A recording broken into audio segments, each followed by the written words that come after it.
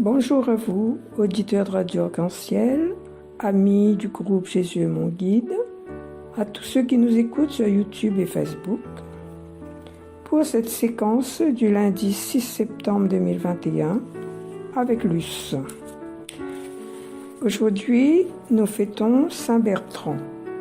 Nous disons une bonne fête à tous ceux qui se portent ce prénom et nous souhaitons aussi un joyeux anniversaire à tous ceux qui le fêtent en ce jour. Avant de commencer, nous allons prendre le chant « Aller sans peur » de Luce Rose. C'est ce que le Seigneur nous commande.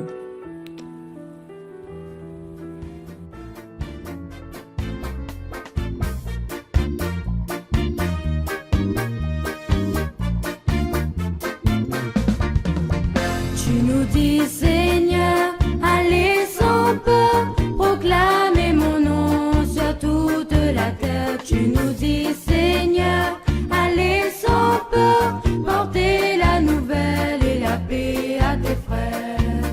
Tu nous dis, Seigneur, allez sans peur, proclamer mon nom sur toute la terre. Tu nous dis, Seigneur, allez sans peur, porter la nouvelle et la paix à tes frères. Si ta foi est solide, si ton cœur est bien libre, tu ne crains rien car je suis avec toi. Mon esprit te soutient, mon esprit est en toi. Vas-y confiant, je marche devant toi. Quand tu sautes les rivières ou traverses les mers, l'esprit te guide même jusque dans les airs. N'emporte ni argent, ni tunique, ni bâton. Donne gratuitement ton amour, ton pardon. Dis Seigneur, allez sans peur, proclamer mon nom sur toute la terre. Tu nous dis Seigneur, allez sans peur, porter la nouvelle et la paix à tes frères. Sois le sel de la terre, sois lumière en ce monde. Là où tu vis, où tu poses tes pas, parle de moi à tes frères, qu'ils partagent ta joie de me connaître et d'habiter en toi. Quand la terre tout entière aura vu ma victoire, vous pourrez jouer la trompette et du corps, proclamer le Seigneur, il est ressuscité, Christ est vivant, alléluia.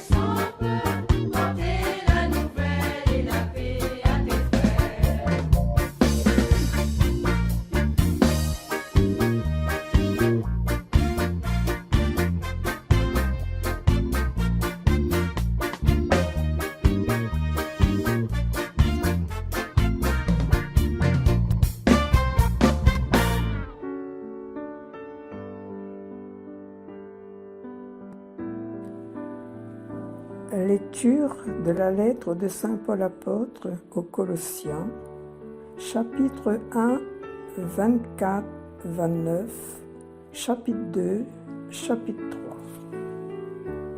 De cette Église, je suis devenu ministre pour annoncer le mystère qui était caché depuis toujours. Frères, maintenant je trouve la joie dans les souffrances que je supporte pour vous. Ce qui reste à souffrir des épreuves du Christ dans ma propre chair, je l'accomplis pour son corps qui est l'Église.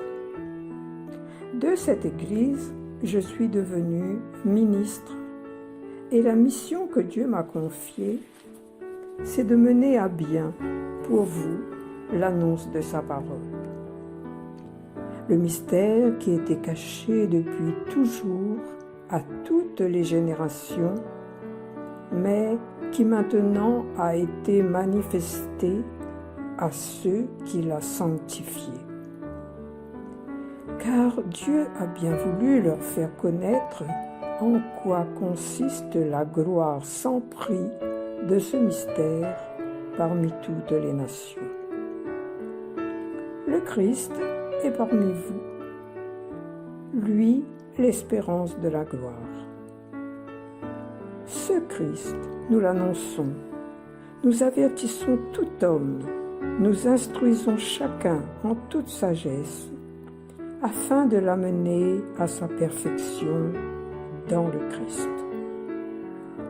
C'est pour cela que je m'épuise à combattre avec la force du Christ dont la puissance agit en moi. Je veux en effet que vous sachiez quel dur combat je mène pour vous et aussi pour les fidèles de la Odyssée et pour tant d'autres qui ne m'ont jamais vu personnellement. Je combats pour que leur cœur soit rempli de courage et pour que, rassemblés dans l'amour, ils accèdent à la plénitude de l'intelligence dans toute sa richesse et à la vraie connaissance du mystère de Dieu. Ce mystère, c'est le Christ, en qui se trouvent cachés tous les trésors de la sagesse et de la connaissance. Parole du Seigneur, nous rendons grâce à Dieu.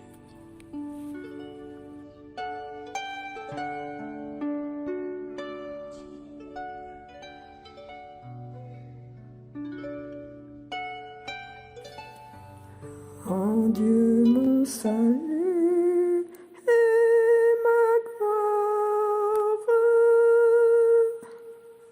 je n'ai mon repos qu'en Dieu seul, oui mon espoir vient de lui. Lui seul est mon rocher, mon salut, ma citadelle, je reste inébranlable. En Dieu mon salut et ma gloire, comptez sur lui en tout temps, vous le peuple, devant lui épanchez votre cœur, Dieu est pour nous un refuge. En Dieu mon salut et ma gloire, en Dieu mon salut et ma gloire.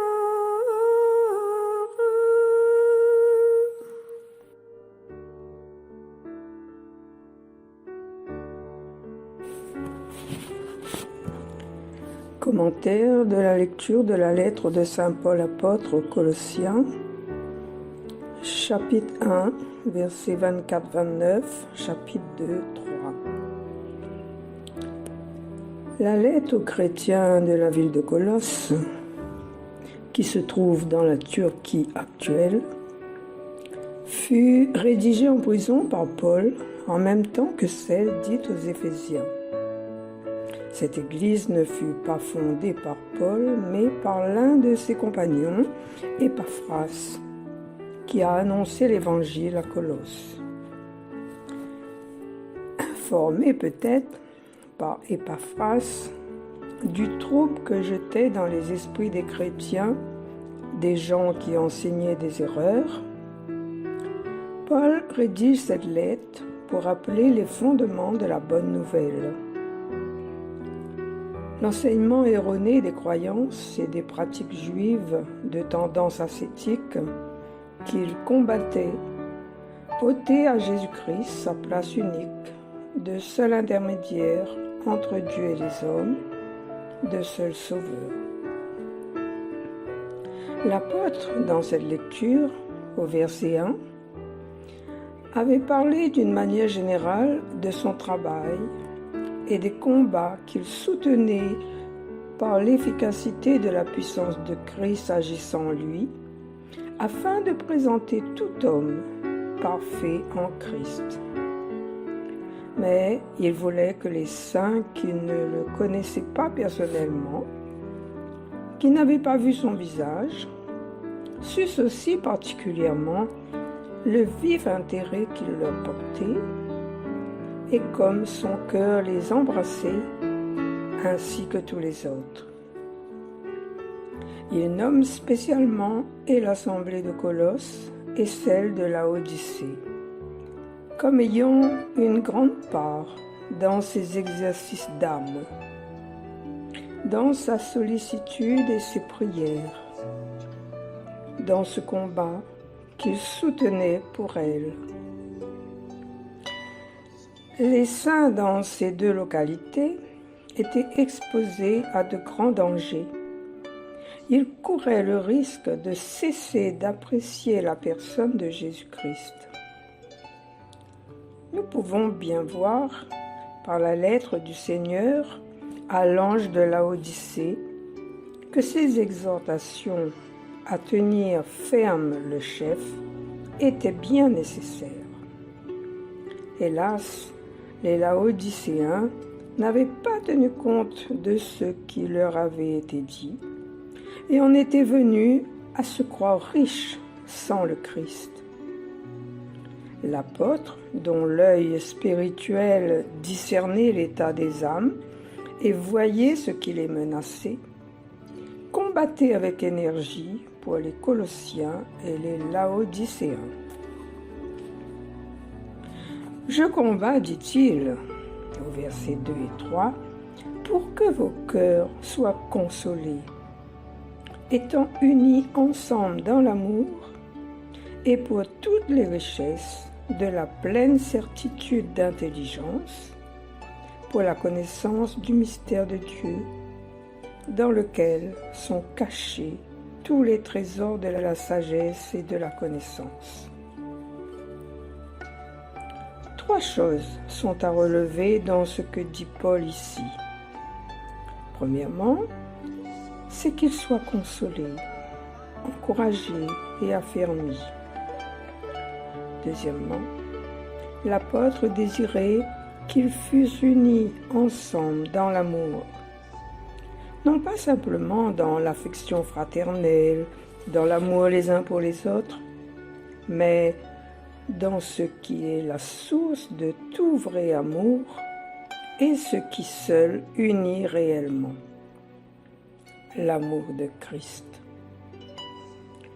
L'amour de Christ, réalisé dans une vivante union avec lui par tous les membres du corps, est ce qui les unit par la grâce et la puissance de l'Esprit Saint. Troisièmement, l'apôtre luttait dans ses prières pour que les Colossiens puissent posséder toutes les richesses de la pleine certitude d'intelligence pour connaître le mystère de Dieu.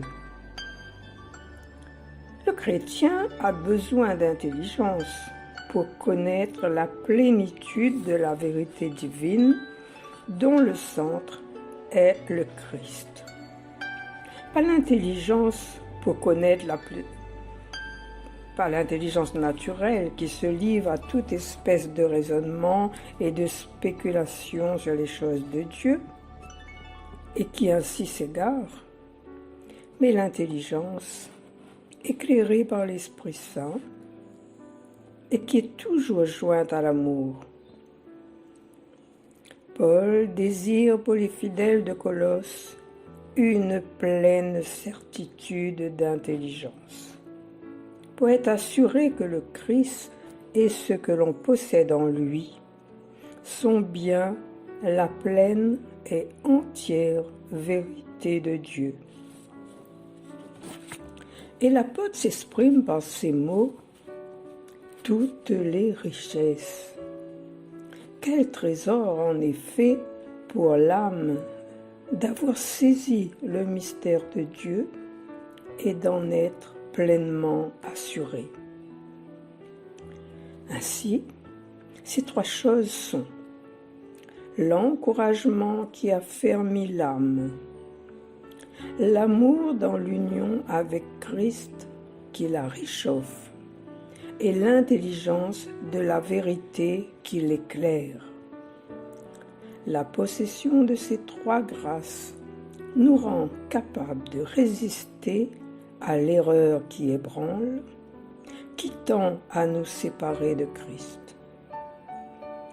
Prions le Seigneur pour que le doute, l'incertitude et le trouble ne puissent s'installer dans notre cœur.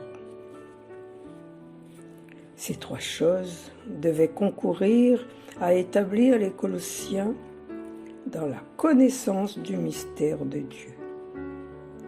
Ce mystère de Dieu, ce sont toutes les gloires de la personne de Christ révélées dans le premier chapitre et toute l'œuvre de la rédemption avec ses conséquences infinies. Et l'apôtre ajoute: ce mystère dans lequel sont cachés tous les trésors de la sagesse et de la connaissance ou science. Il ne s'agit point ici de la sagesse humaine qui règle notre conduite dans les choses d'ici-bas. La connaissance non plus n'est pas celle des choses que l'esprit naturel de l'homme acquiert par ses facultés. La sagesse et la connaissance se rapportent ici aux choses divines et ont pour objet les pensées de Dieu. L'une étant la perception de leur vérité et de leur relation entre elles, et l'autre l'intelligence, non que l'on a, mais une intelligence spirituelle qui les fait comprendre et apprécier. Ces deux choses, sagesse et connaissance, sont souvent réunies par l'apôtre. Toutes les choses auxquelles s'applique la vraie sagesse et la vraie science sont nommées ici les trésors à cause de leur prix infini. Christ en étant le centre, tout ce qui tendrait à une autre fin que lui ou qui l'amoindrissait serait l'objet d'une fausse sagesse et d'une fausse science. Le mot « caché » ne veut pas dire que l'homme ne puisse les connaître et les posséder. L'Esprit Saint les révèle dans la parole. Celui qui, dans l'humilité, a appris à connaître Dieu en Christ, pénètre par la foi toujours plus dans ces trésors de sagesse, de science divine, de vérité, de lumière, qui rayonnent de ce centre divin qui est Christ. Oui, en lui, Jésus, dans sa glorieuse personne, à laquelle sa grâce vous a unis, vous avez tout. Jésus-Christ est notre seule espérance. Amen. Et nous allons écouter le chant « Jésus, tu es mon espérance » de Luce Rose.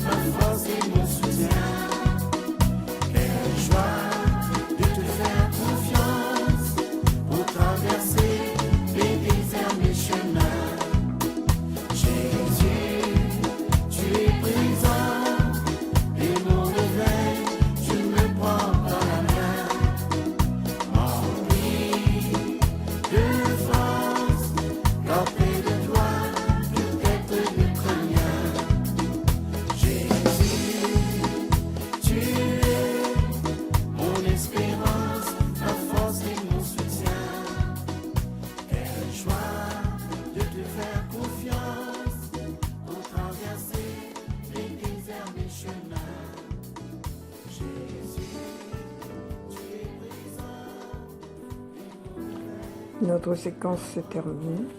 Je souhaite à tous une très sainte et heureuse journée. Et nous n'allons pas nous quitter comme ça puisque Jésus est là. Chantons Alléluia, Jésus est là, de Luce Rose.